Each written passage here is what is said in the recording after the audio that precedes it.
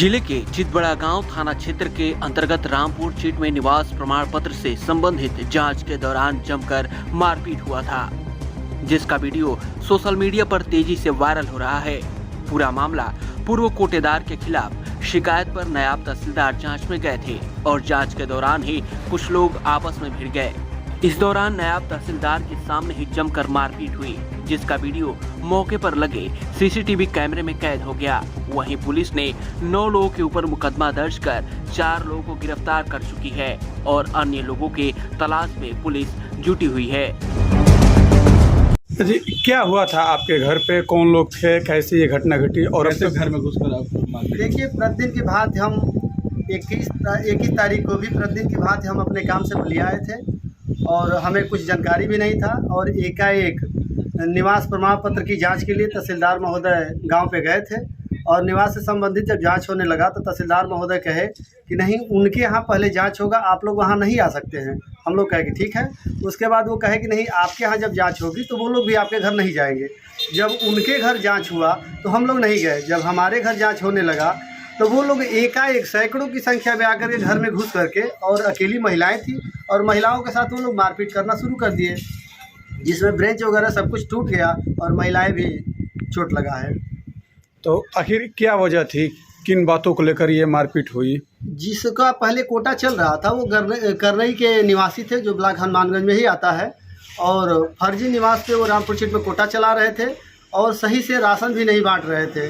कभी बांटने के लिए जाते थे, कभी नहीं जाते थे, फिंगर लगवा करके और कहते थे कि नहीं इस दिन देंगे उस दिन देंगे, नहीं देते थे। 50 लोगों ने शपथ पत्र पे लिख करके दिया एसडीएम महोदय को, और उस समय जब जांच हुई तो वो करनई के निवासी पाए गए और उस आधार पे दुकान उनकी निरस्त कर दी गई और समूह के नाम से फिर दुकान बहाल कर दी गई। अब समूह की महिलाओं को वो लोग बार बार परेशान कर रहे हैं फर्जी निवास लगा करके, जबकि वो रामपुर चीट के निवासी नहीं है, करनई के निवासी हैं और उनके पूर्वज भी एकवारी के निवासी थे, वो रामपुर चीट के तो है ही नहीं है। जब ये घटना हुई तो इसमें कितने लोग घायल हुए थे आपकी तरफ से? 2 महिलाएं और 1 पुरुष। उनके तरफ से भी कोई घायल हुआ है? हाँ, उनके तरफ से भी वो महिलाओं के धक्का मुक्की से एकाएक कोई गिर गया था तो उसी में एक व्यक्ति को चोट लगी है।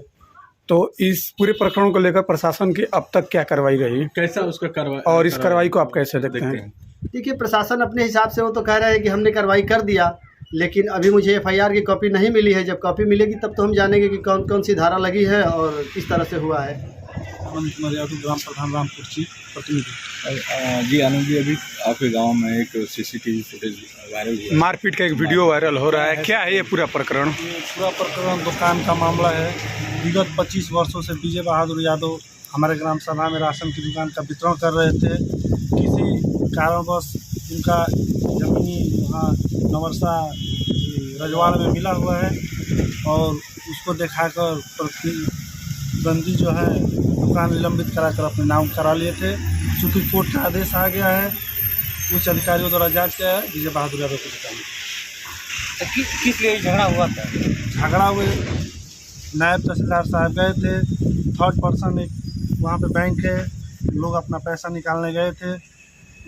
बैंक के में जो रामाकांत यादव की पत्नी का नाम है और उसका संचालन करते हैं और उन्हीं के छोटे बड़े भाई थर्ड पर्सन को थप्पड़ मार दिया।